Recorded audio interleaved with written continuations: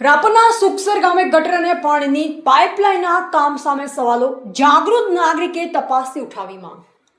કચ્છ જિલ્લાના રાપર તાલુકાના સુખપર ગામે તાજેતરમાં થયેલ ગટર લાઇન અને પાણીની પાઇપલાઇનના કામને લઈ ગેરરીતિના આક્ષેપો ઉઠ્યા છે. ગામના જાગૃત નાગરિક જીવણભાઈ આહિરે તંત્ર સમક્ષ સમગ્ર કામગીરીની યોગ્ય તપાસ કરવાની માંગ કરી છે. જીવણભાઈ આહિરના જણાવ્યા મુજબ અગાઉ ગામમાં પેવર બ્લોકના કામમાં પણ ગેરરીતિ અંગે અરજી કરવામાં આવી હતી. તે સમયે એસઓ સાહેબ દ્વારા સ્થળ તપાસ કરવામાં આવી અને પંચરોજ કામ કર્યા બાદ પેમેન્ટ કરવામાં આવ્યું હોવાનો તેમનો આક્ષેપ છે.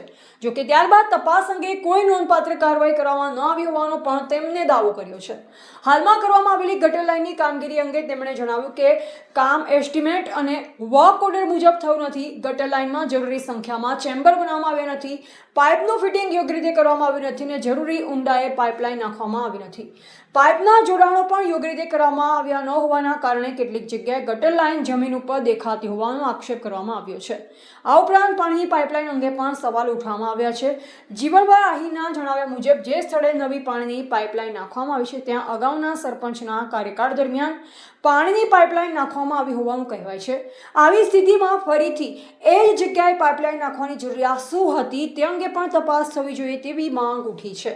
જાગૃત નાગરિકે તાલુકા કક્ષાના જવાબદાર કર્મચારીઓ અને અધિકારીઓ દ્વારા સ્થળ તપાસ કરી એસ્ટિમેટ, વર્ક ઓર્ડર અને વાસ્તવિક કામગીરીની સરખામણી કરવામાં આવે તેમજ જો કોઈ ગેરરીતિ જણાય તો જવાબદારો સામે યોગ્ય કાર્યવાહી કરવામાં આવે તેવી માંગ કરી છે. આ સમગ્ર મામલે તંત્ર દ્વારા નિષ્પક્ષ તપાસ હાથ ધરવામાં આવે છે કે નહીં અને કામગીરીમાં કોઈ ગેરરીતિ થઈ છે કે કેમ તે તપાસ બાદ જ સ્પષ્ટ થશે. ધ ગુજરાત લાઈવ ન્યૂઝ સાથે જીવણભાઈ આહિર, રાપર, કચ્છ.